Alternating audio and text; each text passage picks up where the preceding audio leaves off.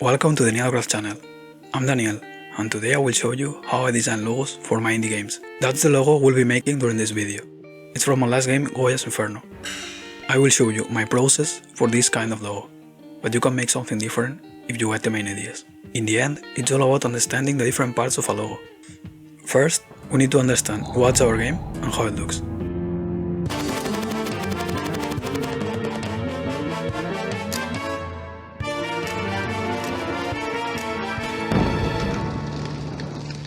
Goya's Inferno is a shoot 'em up where witches battle against monsters in a sort of hell or nightmare.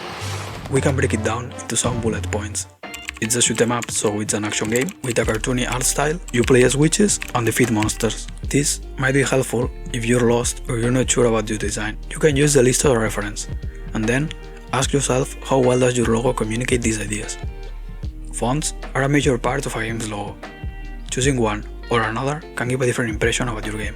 Let me tell you the basics. There's many font families, but at least you should know these two groups: serif fonts and sans serif fonts. Serif fonts have some strokes, called serifs, at the end of every character.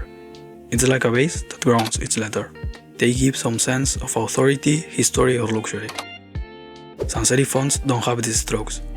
They are used to give modern, friendly or casual vibes, and that's why most big companies use them.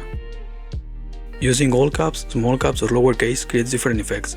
You can also try different weights and adjust some parameters, depending on your software and font. Remember, these are just guidelines and are subjective, but it's a good base to build on. At the end of the video, I will show you where to download fonts and some precautions to take.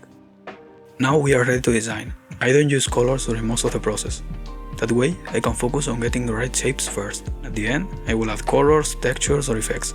I recommend using vectorial design software, because you can export at whatever size you want without losing any quality.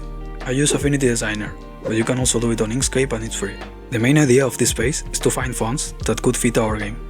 First, I do a broad testing. I have an idea of what I want, but any font that catches my attention also goes on the page.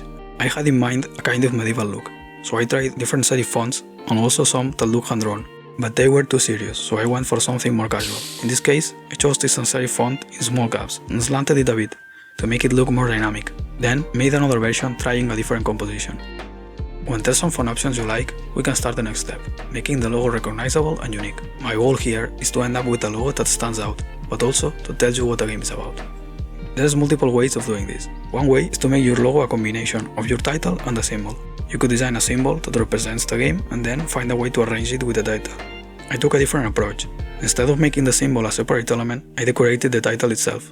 I use Krita and a drawing tablet. You can use any drawing software, but for me, it's important to switch from vectorial software to anywhere you can sketch. I think it's faster to generate ideas this way.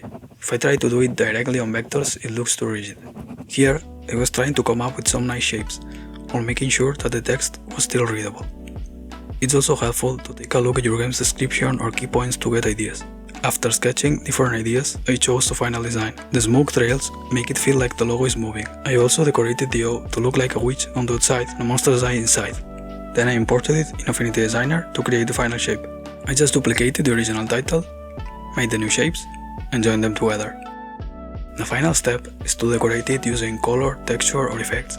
You can go as far as you want with this. Maybe just a solid color works for you, or a main color for the text and a secondary color for the symbol. Just keep it simple, unless you really know what you're doing. I tried different gradients and pictures to make it look like the text is on fire. I ended up using a photo of lava and made some adjustments until I liked the colors. Finally, I simplified the smoke shapes, and that's the final result.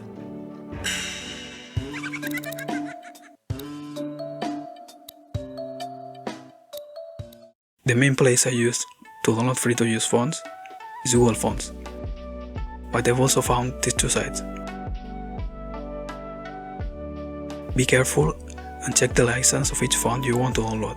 Also, be wary of some random sites.